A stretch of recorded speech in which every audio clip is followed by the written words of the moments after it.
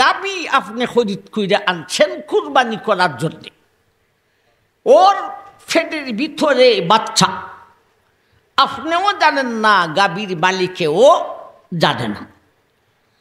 কুরবানি করার পরে দেখা যায় এই গাবির ভিতর থেকে বাচ্চা,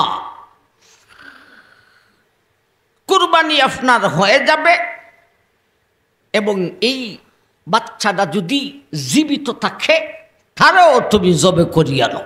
আমরা যে শরিক হইয়া কুরবানি করি, একটা গরুতে, একটা মহিষে, একটা উঠে 7 জন শরিক হয়। এই শরিকটা হতে গিয়া খুবই ফলো করতে হবে। সবারই এই 7 জনের বা 5 জনের বা 3 জনে শরিক হইছে, এদের সবার নিয়ত থাকতে হবে এখলাসের সঙ্গে। এই প্রাণীগুলির মধ্যে যদি এমন কোনো প্রাণী হয় যে এটা নর না মাদা বোঝা যায় না, অর্থাৎ এটা কি বেড়া জাতীয় না বেডি জাতীয় এটা বোঝা যায় না, এমন প্রাণী কুরবানি জায়েজ হবে না।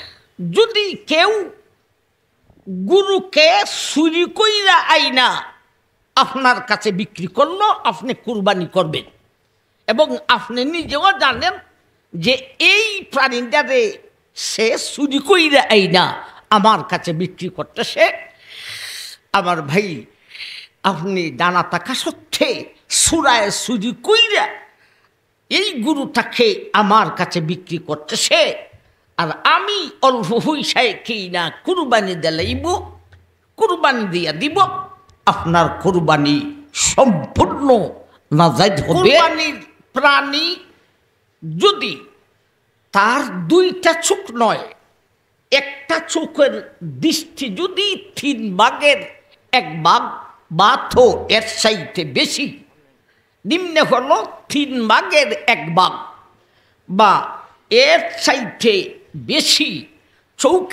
একটা চোখের দৃষ্টি নষ্ট হয়ে থাকে, এই প্রাণী দিয়ে কুরবানি হবে না। কুরবানির কোনো প্রাণীর কানের 3 ভাগের 1 ভাগ অথবা এর চাইতে বেশি যদি কাটা হয়, তাইলে এই প্রাণীর কুরবানিও জায়েজ হবে না। কোনো প্রাণীর লেজ, এই লেজের 3 ভাগের 1 ভাগ অথবা এর চাইতে বেশি যদি কাটা থাকে, এই প্রাণীরও কুরবানি হবে না। একটা গরু তার 4টা পা আছে, তোর মধ্যে 3টা পা ভালো,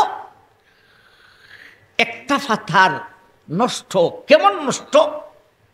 সে এই পা দিয়া হাঁটতে পারে না, বা তো মাটিতে এই ফাটা লাগাইতেই পারে না, মাটিতে লাগাইতে পারে না, অথবা একটা পা মাটিতে লাগাইতে পারে কিন্তু তা দিয়া চলতে পারে না, এই প্রাণীরও কুরবানি জায়েজ হবে না। আপনি কুরবানির জন্যে কুরবানির প্রাণী কিনে আনছেন, কুরবানির দিন আসার আগে আগে এই প্রাণীটা মারা গেছে, এখন আপনি কি করবেন? মাসআলাওয়ালায় ফতোয়াওয়ালায় ফতোয়া দিয়েছেন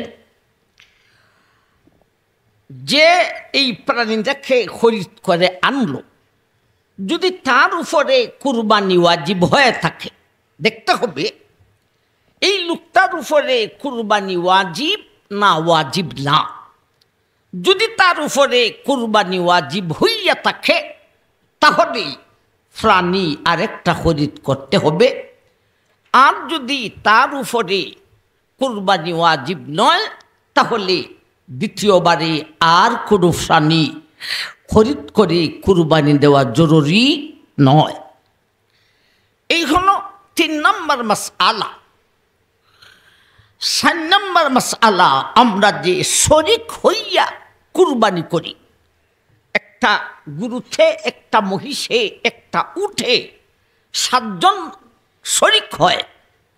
এই শরিকটা হতে গিয়া খুবই ফলো করতে হবে, সবারই এই 7 জনের বা 5 জনের বা তিনজনে শরীক হইছে, এদের সবার নিয়ত থাকতে হবে ইখলাসের সঙ্গে, আল্লাহর নামে ইবাদতের উদ্দেশ্যে, সওয়াবের নিয়তে। যদি গোশত খাওয়ার নিয়তে কোনো শরীক থাকে, কোনো শরীকদার গোশত খাওয়ার উদ্দেশ্যে বা তো বাহাদুরির উদ্দেশ্যে কুরবানি করে, তাইলে আমার ভাই আপনারা 7 জনের কুরবানি বাতিল হয়ে যাবে। বিশেষ করে ভাই আপনার সাথে যদি শরীক হয়, আপনি জানেন লোকটা সুদখোর বা তো ঘুষখোর, এবং এটাও জানেন যে আমার সাথে লোকটা যে শরীক হইছে 1 অংশ বা 2 অংশ, এই টাকাটা সে দিছে তার সুদ অথবা ঘুষের টাকা দিয়া, তাহলে এই গরুতে যতজন অংশগ্রহণ করেছেন সবের কুরবানি বাতিল। এই হলো 4 নম্বর মাসআলা হইলাম। 5 নম্বরে ভাই কিতাবে পাইছি, আমি এরকম শুনছি না যে কোনো প্রাণী, যেই প্রাণীকে কুরবানি করা যায়, একটু আগে বললাম, এই প্রাণীগুলির মধ্যে যদি এমন কোনো প্রাণী হয় যে এটা নর না মাদা বোঝা যায় না, অর্থাৎ এটা কি বেড়া জাতীয় না বেডি জাতীয়, এটা বোঝা যায় না, এমন প্রাণী কুরবানি জায়েজ হবে না। কুরবানি করতে গিয়া পশুর মধ্যে 4 জাতের রোগ থাকে। একটা হলো তার ধর, আরেকটা হলো এটাকে বলে ওয়াদা জান, আরেকটা হলে আজিদ। এই জাতীয় 4টা রোগ আছে। এই 4টা রোগ কাটতে হবে। আমার ভাই এমনই ভাবে, যদি কেউ গুরুকে চুরি কইরা আইনা আপনার কাছে বিক্রি করলো, আপনি কুরবানি করবেন, এবং আপনি নিজেও জানেন যে এই প্রাণীটারে সে চুরি কইরা আইনা আমার কাছে বিক্রি করতেছে, আমার ভাই আপনি জানা থাকা সত্ত্বে সুরায় চুরি কইরা এই গুরুটাকে আমার কাছে বিক্রি করতেছে, আর আমি অল্প পয়সায় কিনা কুরবানি দিলাইব, কুরবানি দিয়া দিব, আপনার কুরবানি সম্পূর্ণ নাজায়েজ হবে, কুরবানি জায়েজ হবে না। কয় নম্বর মশালা কইলাম? 5 নম্বর। 6 নম্বরে আমার ভাই কুরবানির প্রাণী যদি তার 2টা চোখ নয়, একটা চোখের দৃষ্টি যদি 3 ভাগের 1 ভাগ বা তো এর চাইতে বেশি, নিম্নে হলো 3 ভাগের 1 ভাগ বা এর চাইতে বেশি চোখের একটা চোখের দৃষ্টি নষ্ট হয়ে থাকে, এই প্রাণী দিয়ে কুরবানি হবে না।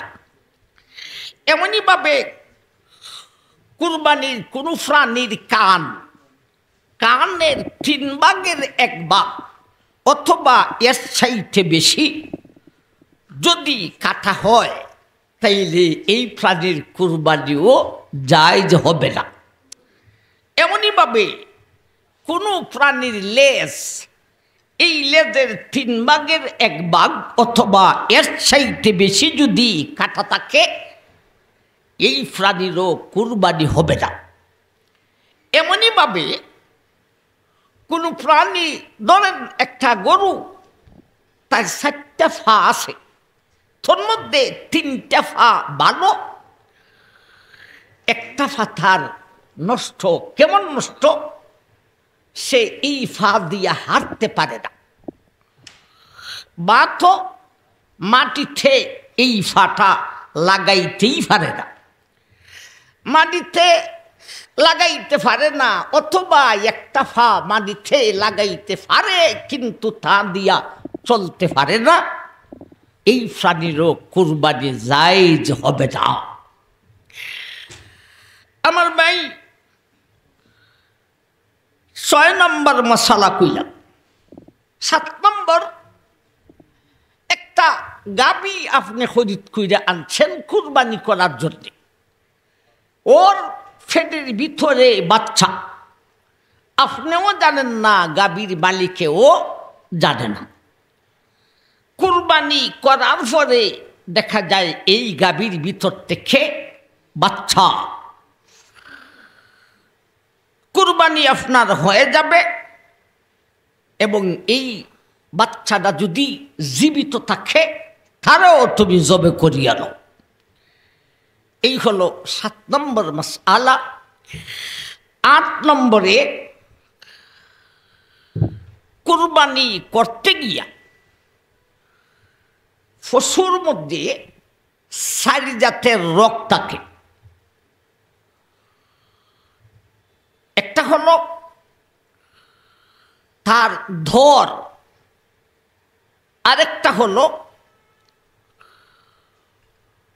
এটাকে বলে ওয়াদাজান, আরেকটা হলে আজিদ। এই জাতীয় ৪টা রোগ আছে।